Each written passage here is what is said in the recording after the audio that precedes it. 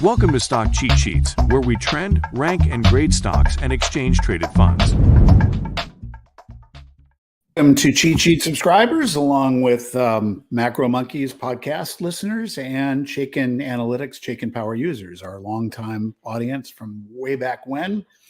This is our consolidated weekly trading meeting where we're going to try, the two of us, to single-handedly talk the market down.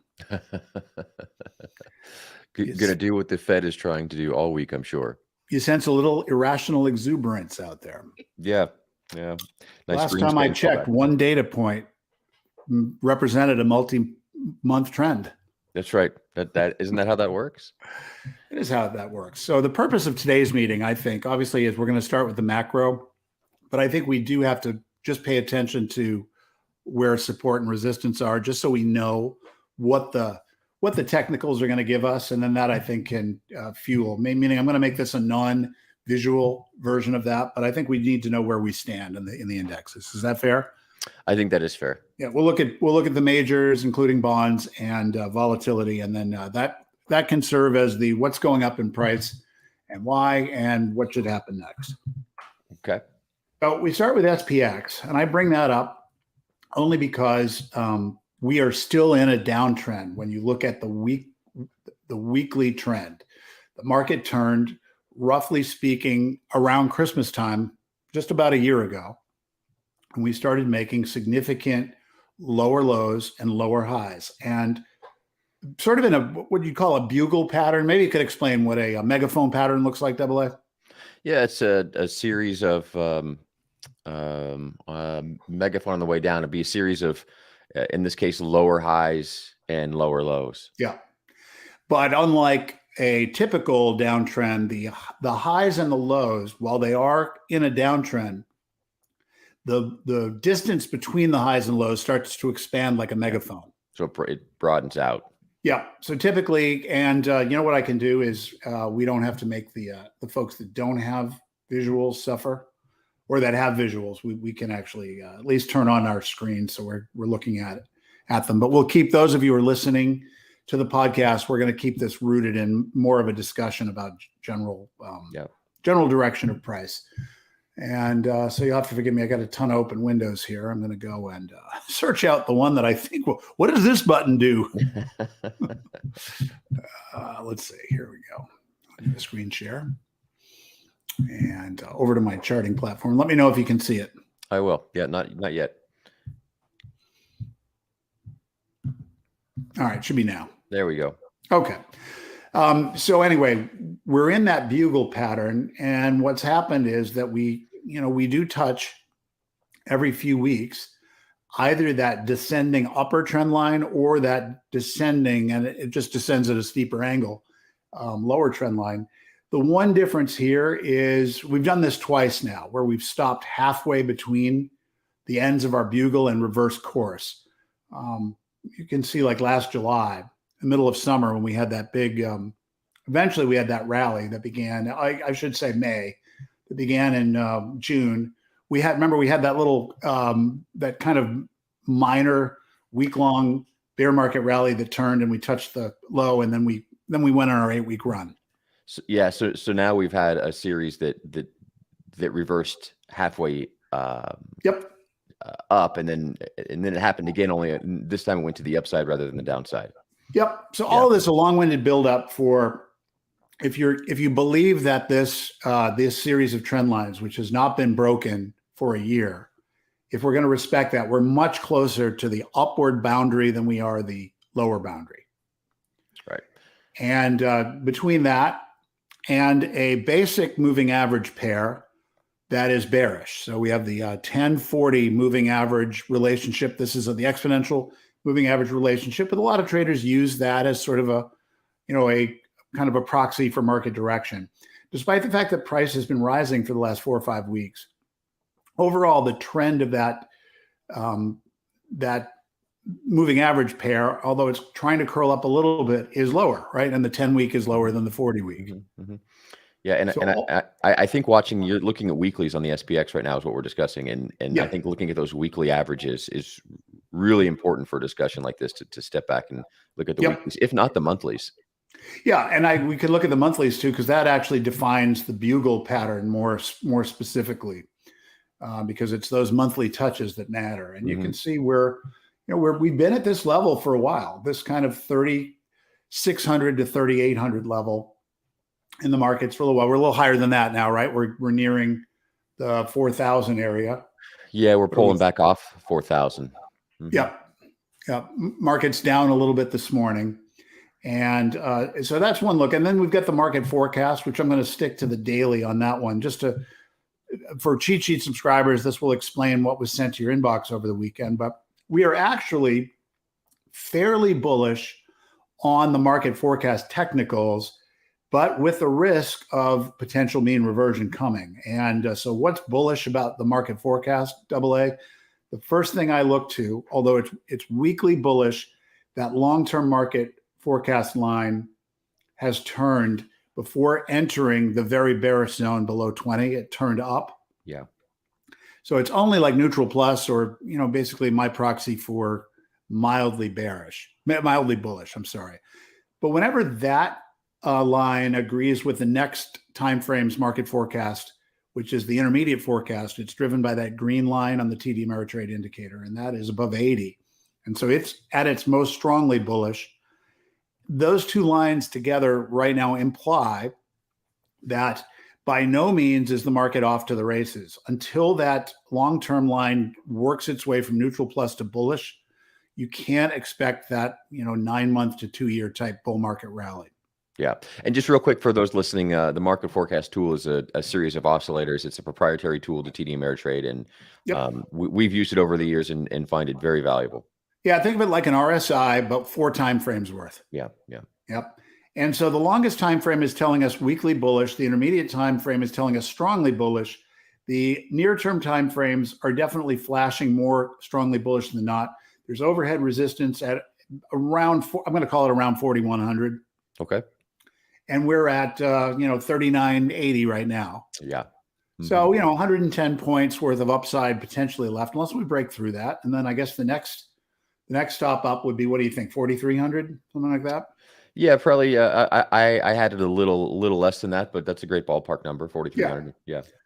But then compare that to the downside potential, and of course, the moving averages on the daily look have crossed bullish, and so that is another positive sign. And we've got to say all the oscillators and the moving averages are pointing in a bullish direction.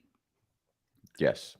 And so that's the lay of the land, is bullish for now. Lots of downward technical obstacles ahead.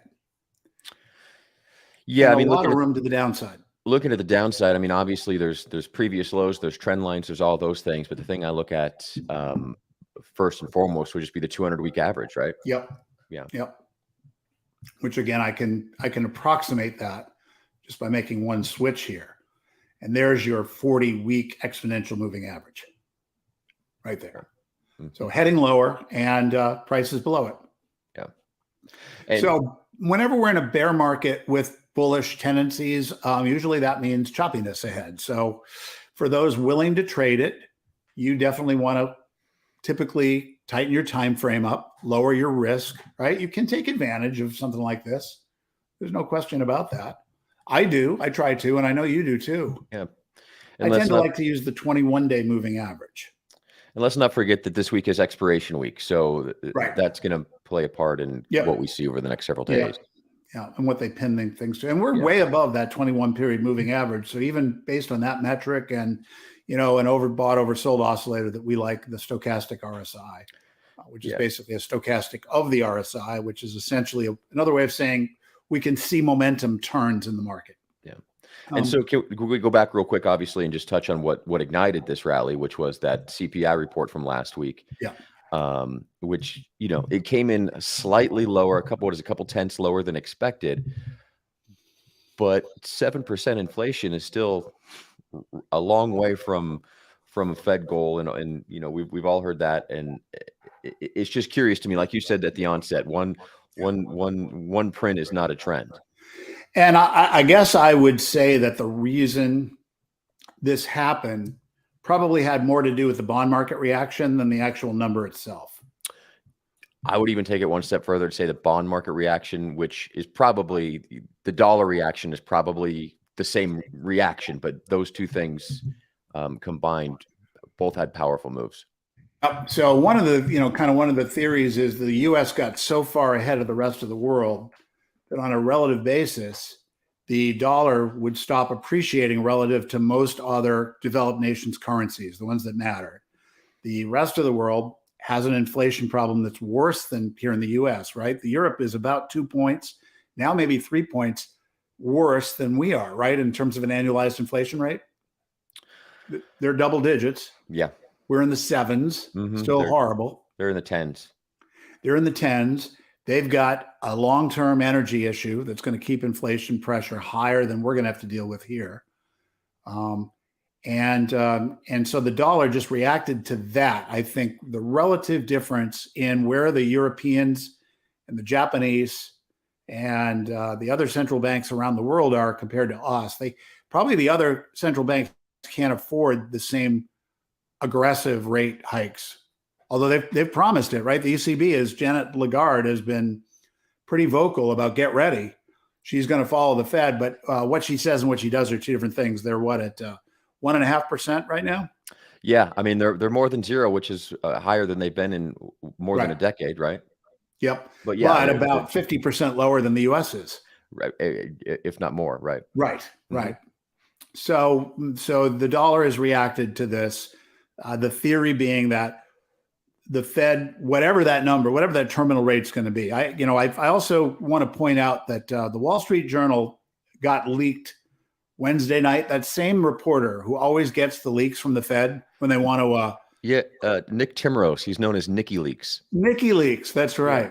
Yeah. Well, Nicky Leaks got a 6-point terminal rate. Nicky Leak last Wednesday. Right. Yes. Was it 6? I thought it was 6. Okay, it might have been. I thought it was. Memory tells me it's 5, but it might have been. It might have been 6. I mean, you might be right. Maybe I'm wrong. It might be 5. Anyway, it was a bigger number than the market expected. Right. But it did nothing. It really didn't. I mean, I think it sent us down a little bit that morning, but then the CPI number just overwhelmed it on Thursday. Yeah. But the Fed is trying to do everything it can to say, hey, wait a minute here, kids. How many times do we have to tell you? Don't touch the stove. It's going to be hot. Right. So anyway. Yeah, and right now I just pulled up the FOMC, the FedWatch tool. There's about a 50% chance, the market's putting about a 50% chance on a 4.75 terminal rate basically in December of next year. What is, just while you're there, do you mind looking up and see if what is the prediction for the rate move in December at this point?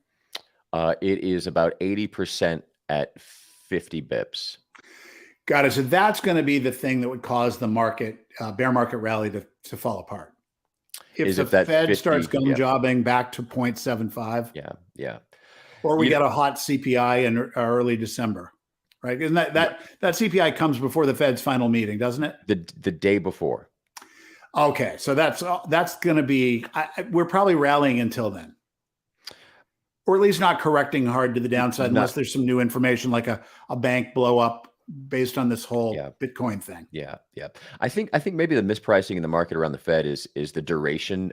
Maybe the velocity is over, but now it's the duration that I think may be being underestimated. Yep. So, again, for those of you with a visual here, the rates will probably correct back up a little bit. That's a fairly significant broken. I just don't know where it'll be. It might be here, right? Broken support. Yeah, that's the dollar. Around that level of TNX. Well, let me do that's the dollar. Sorry. Yeah. Well, the dollar should retest. But rates. The rates are probably overhead resistance is now. What do you think? The 39.4 area. 394. I have a bright red line at about 39.31 is where I have it drawn. But we're basically exactly the same spot. And that seems to be the line in the sand going back many years, decades, actually. Now, if you believe in technical analysis, this is a descending triangle. Well, isn't really, because we only had one touch. Well, we had two touches here. Possible descending triangle. Anyway, this becomes a neckline, gets retested. I'm just basically showing price gravitating around that 3.9 area that we just talked about. Yeah. And but we've broken a significant horizontal support, and so the path of least resistance on rates could be lower. Yeah, we'll see. We'll see. And then we'll see what treasuries are doing this morning. I'm looking at the ZN now, and that looks like it's retesting its double bottom breakout, which would mean, confirm lower rates. But that definitely looks like a double bottom on bonds, confirmed by our version of our overbought, oversold oscillator. And, if I want to look at the market forecast is moved from neutral plus on the intermediate basis to bullish. Don't yet have the long-term sentiment along for the ride. It's still very bearish, but the direction's at least turned. And this move above 50 was confirmed by the near-term line getting in that very bullish position, which we needed to. So short-term, the direction for bond prices could be higher. Yeah. Again, into that December CPI Fed week. Yep. And it all makes sense, right? There's maybe just, a little bit of room for bond prices to go higher before that. And there'll be probably a period around Thanksgiving where we just don't go anywhere at all. Yeah. All right. So one more thing. Let's look at energy. And I'm just going to choose I'll choose oil and then XLE. So we get both the raw commodity and the prices. Oil has really been going sideways. It has. I read this morning that the oil producing countries are now talking about cutting production again. So how funny. Yeah. Yeah. Well, that would be good news for Biden because he's out of bandwidth on the strategic petroleum reserves. Yeah. Well, it'll be I bad got a pessimism porn email from some guy trying to sell his system about how somehow the White House is going to force energy companies to ramp up storage using some kind of emergency clause. Do you see that? I didn't know. Yeah, it's just another, here's how you can protect yourself. Move your money now. Move your money now. Here's how you can protect yourself. Yeah. Anyway, so oil just looks flat to me. Energy companies do look better, though. And they have for a while now, XLE, XOP, OIH, they've all been outperforming the underlying commodity. Yep, no question about it. Earnings look good for them, even though and we're kind of up against that resistance area of around 92, trading a little bit above that right now, 99-ish. So we'll see, but they look strongly bullish, a little bit of maybe overbought. I'm curious, have you seen any of the relative strength readings in your cheat sheets wane on these, even a little bit? Yeah, here, we'll go to that next. I've got the super stack here on relative strength. So we can look at everything sort of in competition with one another. And I sent that out over the weekend for those of you who subscribe. It's free and you can actually get access to this stack on stockcheatsheets.substack.com, where you'll see this in a blog article about it, where what we've done is we've combined, I think I would have to actually resort this if you give me a second, where we've combined, a bunch of different groups all together. Oh, this is trading signal. Sorry, let me go to relative strength. Can you tap dance or do something to give me? Yeah, so basically, need a Putin level propaganda distraction about. Basically, the reason I asked is even prior to this big, 8% rally that we've seen the last few days, I've noticed that the energy companies were struggling on price, giving a little bit back, and now I can only imagine that given the 7% move in everything else, that on a relative strength basis, they're showing some weakness. Yep, I'm not sure about that. Okay. And what I don't want to do is give you the wrong date here. That's the issue I'm facing. But because I know I sent this stuff out this week with commodities in it, I just don't remember if I did it on relative strength combined or whether I did it on the unique, different, like indexes, sectors, subsectors. This is Friday, November 11th. So I did this basically at this is saying prior to the open. I want to just be careful that I don't give out bad information. Although now that I say that, I mean, it's been 2 days of a rally, so there's Right. no way it would have worked its way into the the sweet spot of your sheet. If Yeah, I have a you're better familiar with that. better idea. Let's go ahead and actually look at a published blog article to make sure we have the right stuff. Okay. So I think the last time I did relative strength for the markets was just before the big bear market rally, where I combined all sorts of different things here. So that's the last time we got the big total one. But then after the close on Friday, I did a global relative strength snapshot at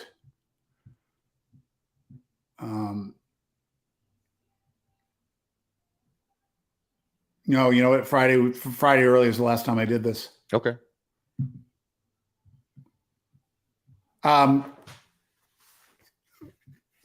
But I have trading signals for these, so we can look at the major indexes. So the only thing that's got a and again, anything in green is a score where there's a bunch of technicals that are pushing up the score relative to others, and it was DIA, Japan, and Eurozone. Believe it or not, again, I think it's that dollar move lower.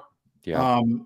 That helped the Eurozone, but they're actually looking pretty bullish over there in Europe, believe it or not. And then in terms of sector, subsector, XLE, based on Friday morning, based on after the close on Friday, you have basically a multi-trend uptrend, short, medium, and long term.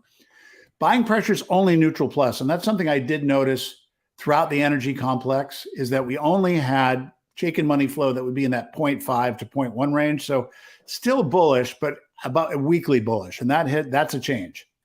Right. Okay. Relative strength is great against the ACWI and against the SPY in both the 3 and 6 month time frame. And the other good news is for those trading energy, it's the only sector to be in both a long-term upswing and an intermediate upswing in terms of market forecast, which is basically implied future strength. So in terms of the overall technical pattern, it's looking very good. Now, of course, the relative strength analysis will tell us where the puck is going, and that was prior to the open on Friday. So it's just going to be a slightly distorted compared to what we would get if we were doing this at the open. Okay. And so this is what it looks like. In terms of relative strength, the answer to your question is yes. Last couple of weeks, we've been waning. Despite that, and there's that money flow. Now that money flow between, and that money flow dipped below that bullish indication of 0.1 at 0.09. So there it is. Now, double A, 2 week weakness in relative strength never defines a rotation, as you know. Right. That's why I mentioned it. It hasn't been time to get into that sweet spot you have there indicated. What's being driven by XLI is the defense sector, which sold off hard on Friday. So this is really before the move on defense on Friday. I did find a triple bullish because I think defense is going to be bullish for a while, and I think that it's one to watch. So XAR is the less liquid version of this, and the relative strength rotation has been very good into that, moving from outside our sweet spot at 130 days ago to 11, inside the sweet spot in a top 10 to 15% rank, and then recently, last few weeks, with the exception of Friday's trading day, there was a huge sell-off in XAR, but money flow is 0.25, rotation looked good. It had established a multi-term uptrend, and if I look at the ETF as it's performing this morning, like I said, you'll see a big pull down from Friday, but remember what it had been doing. It busted out a diagonal resistance. And usually after it does that, it comes back and retests that downward diagonal. That's right. Now it's following through today. And so that red momentum line is down below 5. So I personally don't think I would touch this until right about the 106, 105 area. But this is on my radar for additional upside action. I would not be freaked out by one day reversal. Right. Okay. Yeah. I like it. And anyway, there is a triple bullish, highly liquid, optionable ETF that I'm getting murdered on this morning, but it's I think it's DFNS is the ticker. I'm not sure about that, but it's something that spells defense. Okay. And I recommend. I don't recommend it. I recommend adding it to your watch list so you've got it there. Just to follow along at home. The options were liquid. Okay. Yep, options were liquid. So, I mean, the only other thing that I could find that would be sort of a tell, the energy services still look pretty good from a relative strength standpoint, as did capital markets and insurance. So financials, a little piece of industrials. Semis has reversed massively. Have you seen that? I think this might be the cause of the bear market rally. Did you see that? I've been trading strangles in this thing, and I was actually inverted, meaning I got killed the last 2 days in this. Look at that move. Wow. So semis out of nowhere just popped. The question is that sustainable? I don't see a huge amount of volume to justify that move. Right. Yeah. That feels a little puffy to me. Yeah, and I've come to really look at volume more than I ever have in the past as an indicator. Yep. Now, of course, XSD is not traded that heavily, but the SMH is a more liquid version, but it's the same deal. Right. Where you do have between 5 and 10 million shares on the, on the reversal day. It got an outsized number. Yeah.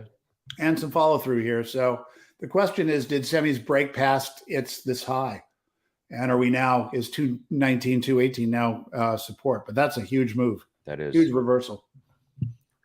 I've got some management to do in my. If you have a strangle in there, you have some work to do. I do. I get some work to do. I probably have to. I'm going to probably have to just start a new position and call it for what it is, a loser. Anyway, so let's keep with the macro theme. So the other thing that I found interesting was, although I didn't run a commodities cheat sheet, I thought it might be worth looking at gold and silver, because I'm seeing gold start to move, which is counterintuitive for the inflation number. But makes sense alongside that dollar move. Right. Thank you. That's what I was going to mention. Yeah. And so a little topping pattern here, hanging man. We have strength on the market forecast in multiple time frames. What you're waiting for here for your cheat sheet subscribers is a buy the dip.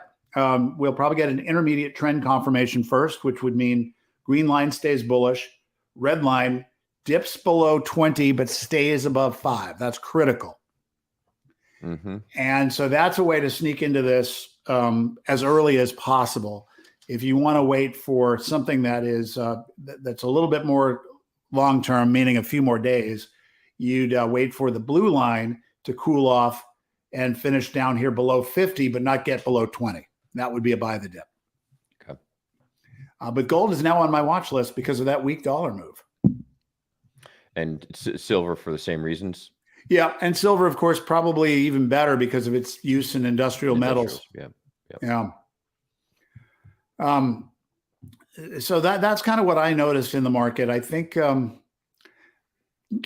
just going to go through a quiet period here of a few weeks. The surprises would be, and the other big news, of course, was China, which we should look at this morning too, because China, they didn't do a complete reversal of policy, but definitely a face-saving kind of Xi was right, even though he was wrong kind of, Are you talking about their reaction to COVID? Their non-COVID policy. Right.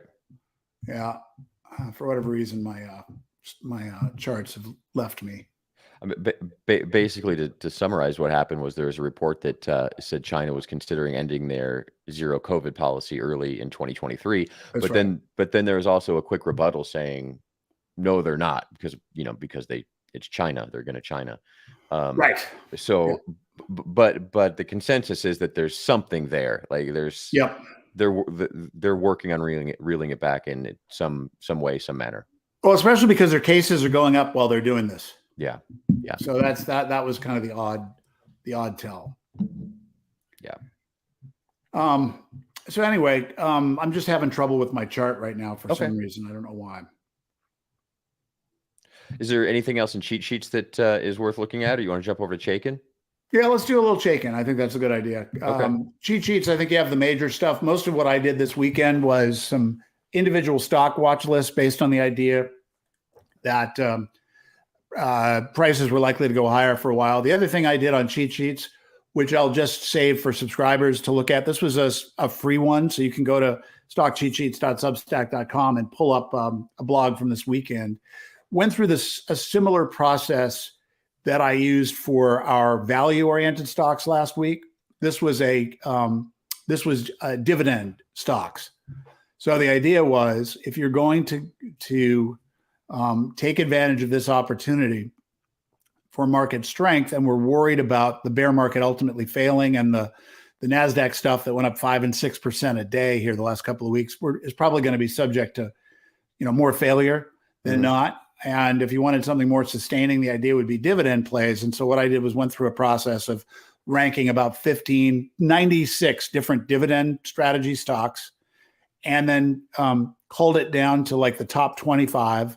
And then from there, stack rank them, found one great dividend ETF that was basically the best of the best in large caps, and then gave people a stock list of its components segmented by cheat sheet. So it's a top-down approach for dividend stocks. Interesting. Okay, I guess I missed that one. That sounds cool. Yeah, or I forgot to send it, which I'm gonna check to make sure I got it out. All right. It would have been over the weekend. All right, so in Chaikin we go, and one of the things about Chaikin that gives us a slight advantage, and this is Chaikin Analytics. This is something that AA and I have been trading with for the better part of 10 years now, close to 12 actually. Mm-hmm. And we use this because it's a quantum mental stock research tool. And if those are interested, chaikinanalytics.com to get more information and become a subscriber. Now, it's a lot more expensive than cheat sheets. They're not meant to compete against each other. Cheat sheets couldn't hold a candle to this one. But at $5 a month, you're paying for, I think, the best in class technical set of ranking metrics. But this one goes a lot further than that, and it's more pricey. And this is a model that gives you both access to fundamental and technical data, and allows you to rank things based on all sorts of criteria, not the least of which is return, which is what we're looking at now. And so this would be the equivalent, but a lot of fundamental data. So this is the equivalent of a stack rank of all the major sort of macro ETFs that AA and I would check, everything from US indexes like Qs to sector ETFs like utilities and emerging markets, which is, China's a big chunk of that. And this is a 3-month stack rank as of today about what the returns are. And then over on the left-hand side is what you'd call a combination fundamental technical rating. So interestingly enough, AA, I'm going to start here, the All Country World Index, which is a market cap-based ETF that weights the market capitalization of each of several dozen countries' stock markets into one big ETF. And it's quite unusual to see the ACWI has turned bullish. It has, and actually looks quite bullish too.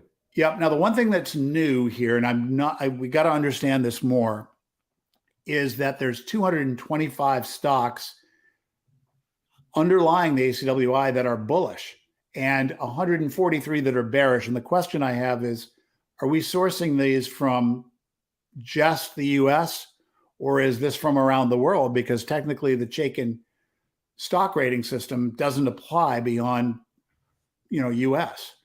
Yeah, if you type it in up there, do you get the list? I do.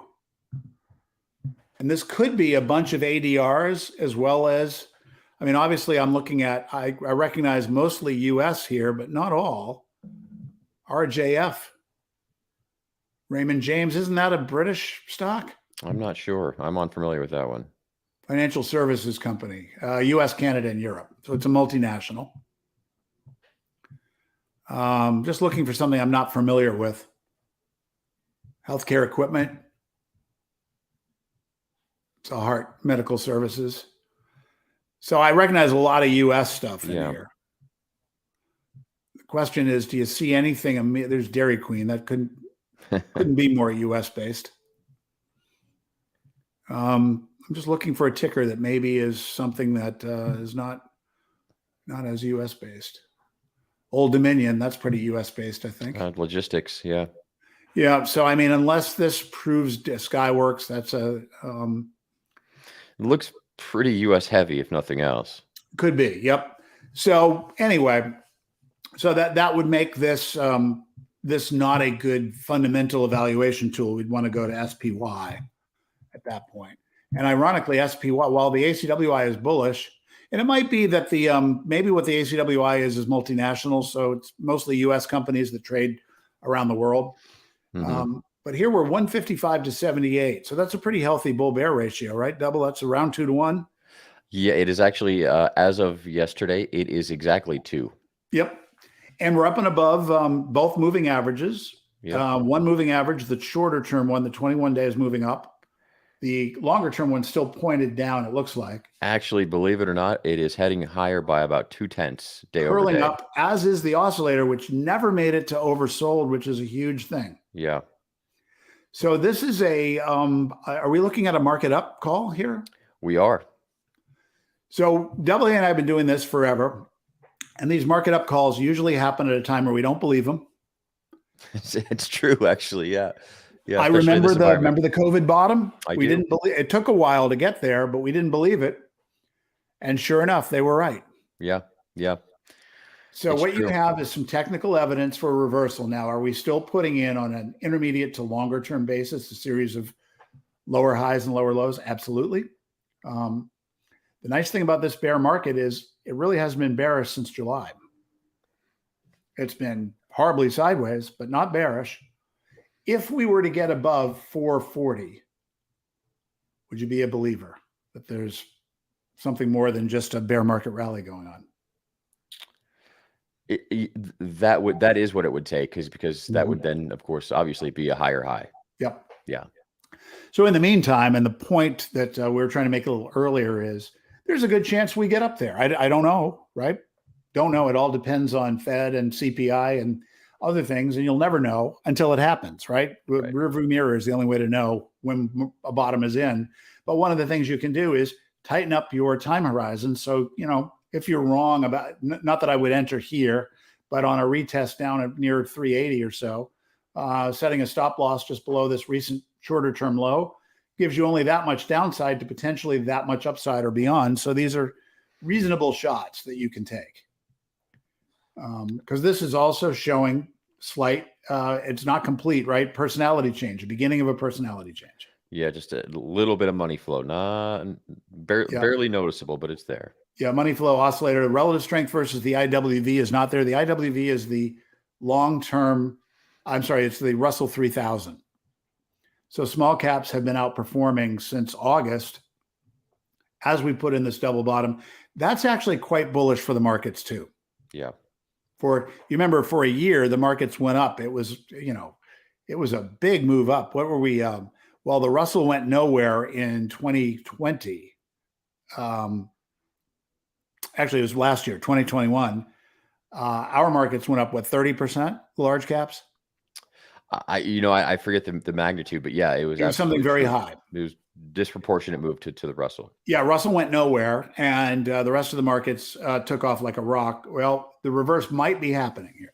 Yep, interesting. That's why I want to go to Russell. I saw it on my charts, and we'll probably see it here. U.S. small caps has a bullish rating, 611 to 375. That's actually strongly bullish for the Russell. Yep. And so the power gauge is picking something up that most Wall Street analysts aren't. And that's the thing about the Chaikin power gauge is it's designed based on its bottom up, a fundamental, there's 20 metrics associated with each stock. And I would say that those factors are really, they go a lot of places, don't they? The underlying factors? The factors. Yeah. Yep. So for the bullish reading, you've got 611 out of 375 in the Russell 3000. Now, a ton of neutral stocks. And this doesn't add up to 2,000. And this might add up to 2,000. But a higher short-term high, a little off this morning, down, fractionally. The oscillator has reversed. Relative strength is bullish. The power gauge has moved from neutral to bullish. We're up and above two moving averages. One looks maybe slightly beginning to turn. The other's definitely turned. So a market up call and a personality change here.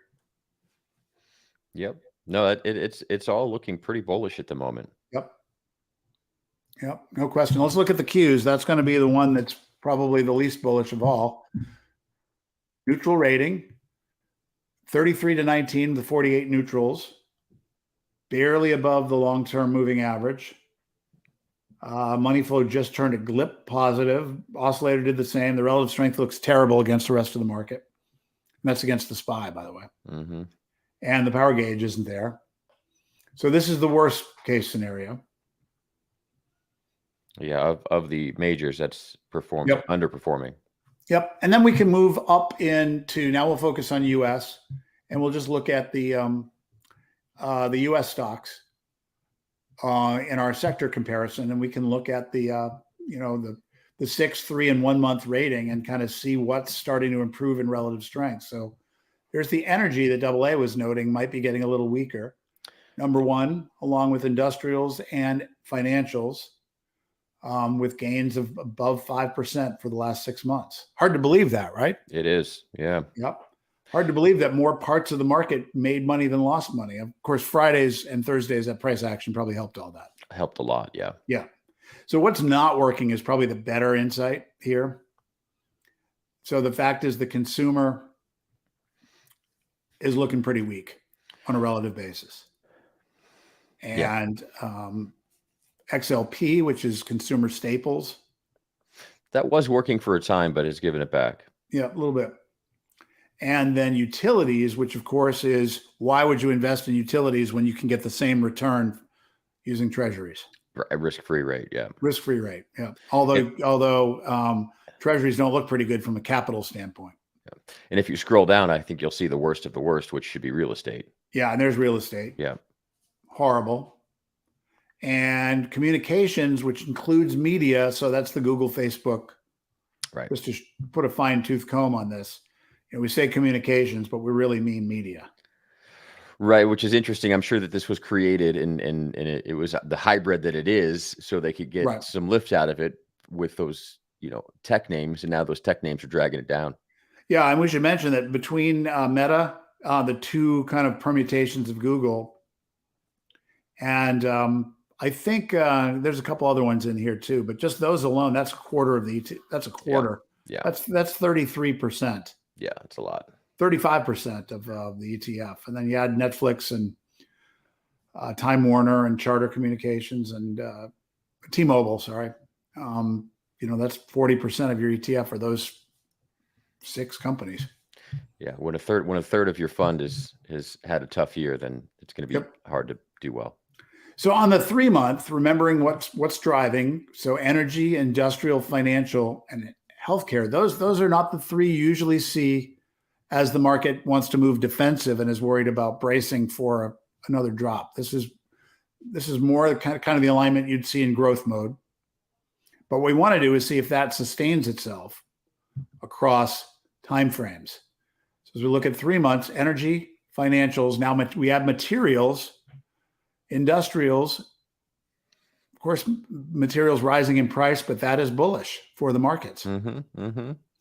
And what's weak? Well, the consumer ultimately drives a whole bunch of the market, but once again, communications, real estate, the consumer, and tech. Yeah. So then we pay attention to the 1 month. And this is where it's less reliable and less stable. But again, financials, check that box for the third sort in a row. Mm-hmm. Basic materials, 2 out of 3. Energy, industrials. So again, not the stack rank you'd think of in conjunction with a bear market. It really isn't. It's pretty surprising to see it presented like this to me. Actually. Yeah. Double-digit returns and stacked like this. And look what's at the bottom of the stack. Most of your defensive stuff. Yep. So what you want to do is respect this data. I can tell you that AA and I earlier in our trading career wouldn't believe this data, and we'd be shorting up the storm here and getting killed. Yep, that's right. And it's really hard to separate the pessimism porn that you're subject to on YouTube, where every night, there's some dude selling some system, and it's easier to make people scared, I think, than optimistic. Right. I mean, that's the way everything gets sold these days. Yep. It's all about outrage and fear. Yeah. And here's little old tech back at number 1 for the last week. And that one is probably the one fadeable part of this rally. Yeah, I mean that has to clearly be tied to the sudden move lower in interest rates. Yep. Yeah. Yep. And so we want to be smart about not being stupid. Right. If that makes sense. And so I go over here to the workspace and just show you the chart for XLK. And then we'll show you, I think we can wrap things up with maybe a quick personality change. And then if there is a short case for tech AA, we'll let you identify those opportunities. I don't think there's much out there right now. Yep. And he's checked. Okay. Yeah. Hey, that's another indicator. Yeah. AA can't find his system for shorts. Yeah.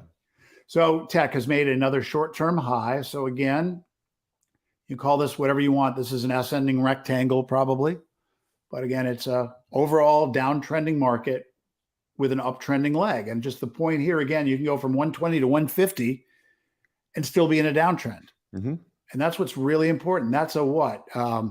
Just off the top of my head, it's not quite a 30% move. It's a 20, 25% move, right? From 120 to 150? Yeah. Yeah. Yeah. So 120 to X could be, a 20% move would be to,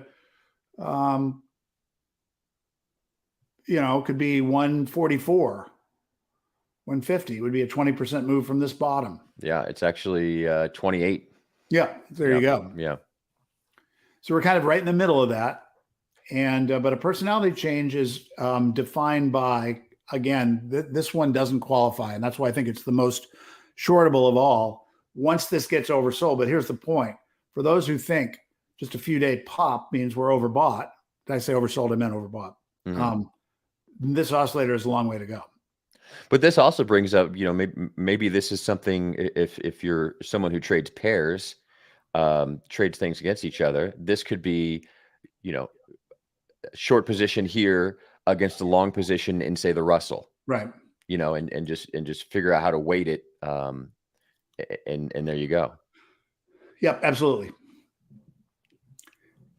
Okay, so we're going to show you how to do a personality change on Chaikin Analytics. And I'll kind of share with you what the cheat sheet equivalent would be for a personality change. Okay. All right. So let's start with, we're going to look at ETFs, just to kind of get an idea of what might be working now. And this will be less of a personality change and more of a what's liquid and bullish right now. So I'm going to do leveraged long. Unleveraged long. Long unleveraged. We'll do 1 million shares. So basically, it's all ETFs that are ranked bullish or very bullish by the system above a rising long-term Chaikin trend. That's the orange line. Has to have strong money flow and strong relative strength versus the S&P. That's a 6-month relative strength rating. We don't want any leveraged stuff. And we want the daily trading volume to be 1 million shares or better. So this is going to be the most liquid of the ETFs that are bullish. And then we can get a sense of what this looks like by putting this into the work list. And you're going to notice that it's not just US. And that would make sense. I was actually thinking about how the ACWI chart you found. And again, it goes back to the dollar move, right? A lower dollar is beneficial to these markets. Yep. All right. Well, we're having a little trouble. Oh, look at this. I think I'm screening for too much liquidity. It's saying no stocks filtered, but nothing wound up in the work list. That seems to me like it might be an error. Yeah. If they're showing up on one, they should just pop over to the other. There we go. There we go. Yeah. Yeah. Here we go. Okay. So we'll put this in descending order, starting with very bullish ratings first and see what's in there. So this is an all cap blend. This is called the US cash cow. So this is going to favor cash flow. So companies that are not dependent on debt. That makes sense, right? Mm-hmm. Mm-hmm. Okay. DIA, those are multinationals. That is, again, weak dollar play. So strong dollar, unfortunately, is when you repatriate assets from overseas, your profits take a hit. But when you're going the opposite direction, and the Dow has been looking good for a while now. I think the Dow may be the most extended of them all. Yep, and it's pretty extended, but it speaks to the dollar correction. Yeah, it's true. EWW for the United States is the new factory. So, and that's why you're seeing that. Right. And I've been trading naked long the EWW. That's been one of my better trades. Thank you, NAFTA. Yes. And of course, we've broken out to new highs, but that just speaks to a fundamental shift in the way supply chains are going to be routed here. And Mexico becomes the new factory for the US. It has. Yep. Auto manufacturers have already gone there. I mean, a majority of even European cars are now made in Mexico. Yep. Yeah. Here's the Eurozone. Again, we've been seeing this on cheat sheets for a while. Here it is in shaken. And this is the very definition of a personality change. And you may think, oh, I don't want to catch this here. And you'd probably be right. The one thing to remember is markets tend to reverse 6 to 12 months ahead of and sometimes as much as 18 months, though very rarely. But generally speaking, it's, 9 months on average before the economy turns. Mm-hmm.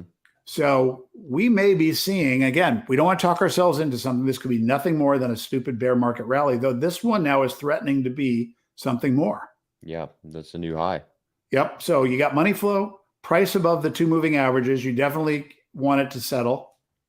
And the momentum is just so strong right now that you may be a while before you get a move down into the lower reversal zone. Relative strength has changed versus the SPY. And the bullish power gauge has moved from late September from I'm trying to see if there's ever a very bearish reading. There's the transition from, see how it's lighter red? Mm-hmm. Let me go back to the week prior. You're going to see dark red here eventually. There it is. So beginning September 12th, we moved from very bearish to bearish. And then we are currently very bullish. And it looks like that transition took place to very bullish. It actually didn't pass go. It went right to very bullish. Got it. So there's that move. That is a personality change.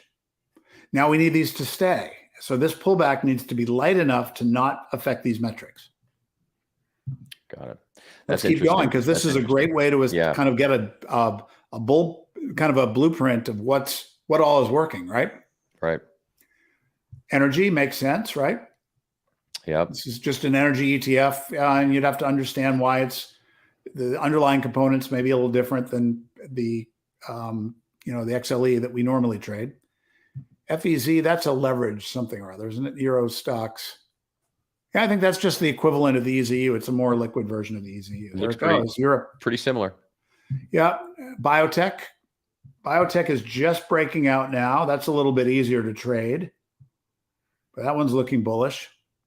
Not nearly as bullish as the other stuff.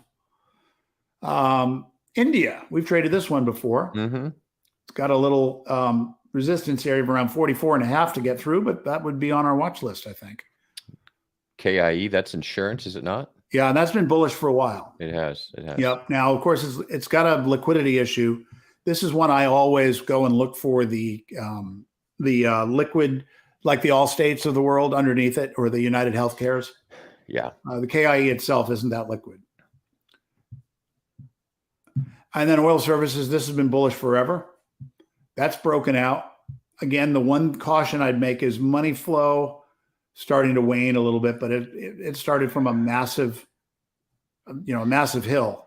Would you call that oscillator a negative divergence on that high print on price and lower high on oscillator? You'd have to. It's a minor one, but listen, that was a minor one too, and look at it. Yeah.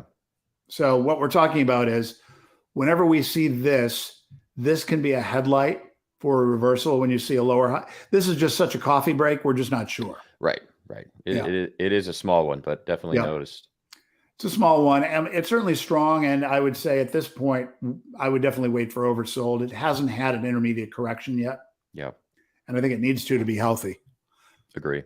Let me put it this way: if it keeps exploding, then the price of oil better start exploding. Better catch up, right? Yeah. All right. So this is dividend stocks, and we've been seeing this for a while. That again, the thing that outlasts, and they're not nearly as spectacular. You're not going to. This is very unusual, though we've seen it a couple of times here now in bear market rallies. But eventually, the dividend players start to catch up, and it looks like you could draw a diagonal resistance. We've broken through, and we'd expect to see a pullback to diagonal resistance, a bounce, and then for it to keep running. Mm-hmm.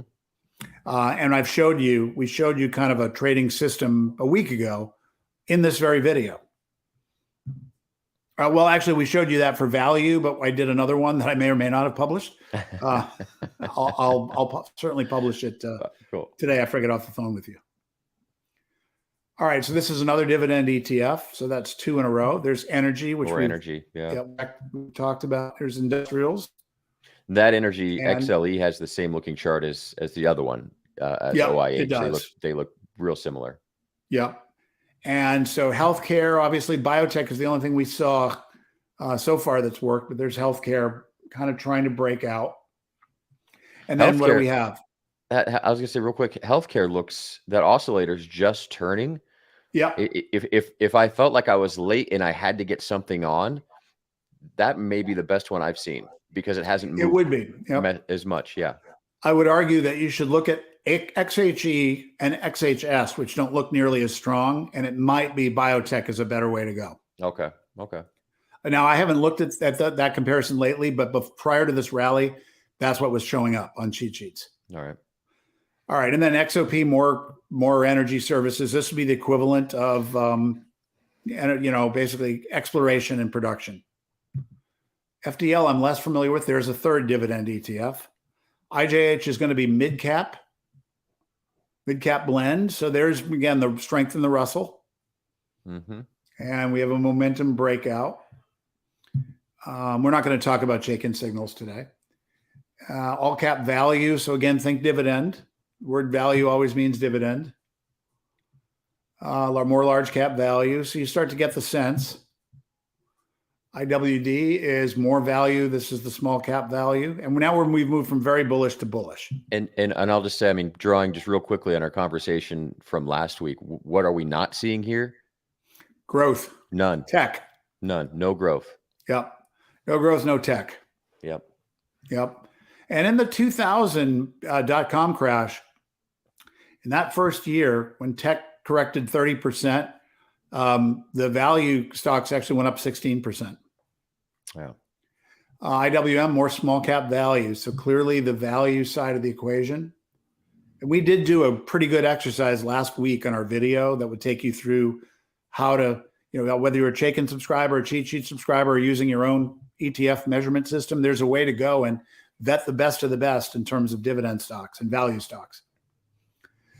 This basically gets rid of the excessive market cap that can skew the RSP. So this is basically equal weight. Okay. It basically takes the market cap out of it and just makes everything the same in terms of their value that brings to the ETF.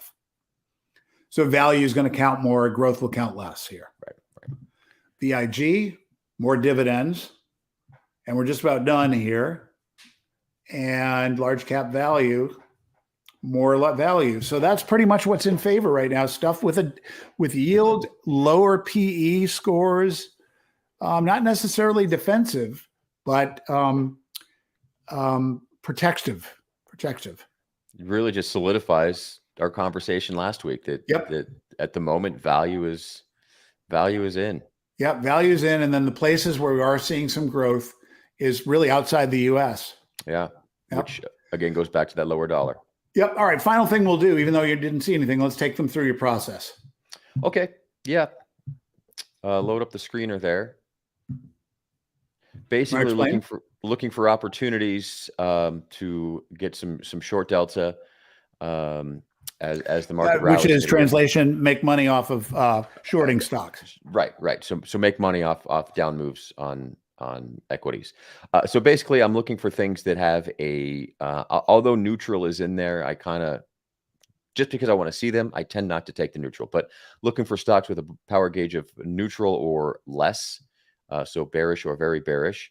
Also looking for stocks that have a weak money flow. And then the trigger is that relative strength versus the SPY turned weak this week. That's the trigger to flash on the screen. Yep. And so we're going to use all rated stocks. Yep. And liquidity is important. I do have a liquidity filter built in, and then I also just do it with eyes as well. Yep. And I've just, because I might have changed it. Right now we're at 1 million shares. Yeah. Okay. And optionable. Yeah. So there it is. And then basically, just save time, Double A. Where's the first place your eyes go as you go through this list to make sure it's going to meet your initial criteria before you expand your eyes out to other parts of the chart? The first thing I do is I go to the bottom and look at the most bearish rated stocks in the stack. And then honestly, what I do from there is I look at the price, because if it's a $5 stock, what are you going to do? Right. So if it has a little, if it's low value, I just ignore it. Okay. And then from there, I look at the position. Once I open the stock, I look at the position of the oscillator. And if it's oversold, which this one appears to be kind of riding that line. Anything that's pointed lower or headed up, you probably ignore. Yeah, if it looks really good and there's just that one thing, I'll add it to a watch list. Like this one probably looks really good from a setup standpoint, but the oscillator's going the wrong way. Yeah, that one's got a little money flow. Yeah, and that's got some money flow too. So I probably would pass. And there is negative money flow, oversold. Now it has traded up to a potential reversal area. There's always the possibility that it stays low like that. There's a relative strength move. What would you do with something like that? EPS just happened. I'd probably put that on a watch list. That could just be a retrace right back to that 200-day. But that oscillator bothers me. But other than that, like the technical. That one looks pretty good to me. The technicals look pretty good. Yeah, and that oscillator, you got to pay attention to the double reversal. Yep. So that goes on a watch list. All right. And then we start to move to the areas where you have to be a little careful. Yeah. Like this one, that move is so big off of earnings. I would just, nothing to do there. Kellogg's. Looks like it already happened. Looks like it already happened. And I'm careful with things with dividends. That one also oversold, positive money flow, strong. The relative strength, did the relative strength turn on that last one? It must have, right? It's just really negative. Now. It's hard to tell. Okay. And then CPE, which you probably wouldn't use. Nope. Yeah. That one's close, huh? Yeah, that one actually is coiling pretty up into close. a triangle. It looks like, or a pennant. Yeah, that one would go on a watch list. Makes sense. So that's how he would do some shorts. He'd sometimes short stocks, or when he gets the rare option vertical spread opportunity, he'll do that too. Yeah, that's right.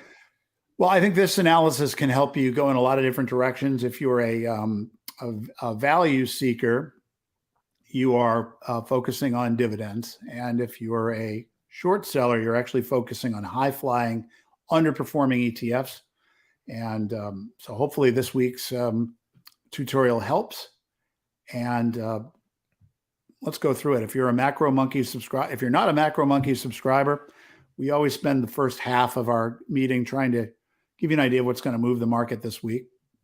We kind of jumped into technicals very fast because it was it's a market that demands attention because of the way it moved this week. We go to macromonkeys.com. Now, what's the URL? Or just subscribe for it at wherever, that's right. You don't podcast need to go to the platform of choice. anything. Just search for Macro Monkeys. Yeah. And as far as cheat sheets go, the best way to get there is stockcheatsheets.substack.com. And we'd recommend using the Chaikin, the Chaikin Power User social media pages on Twitter and or Facebook to get video updates there. Perfect. Very good. All right, Mike, we'll see what the week brings, and we'll see if the Fed can talk the market down a little bit. Happy trading, Double A. Talk to you next time. Bye-bye.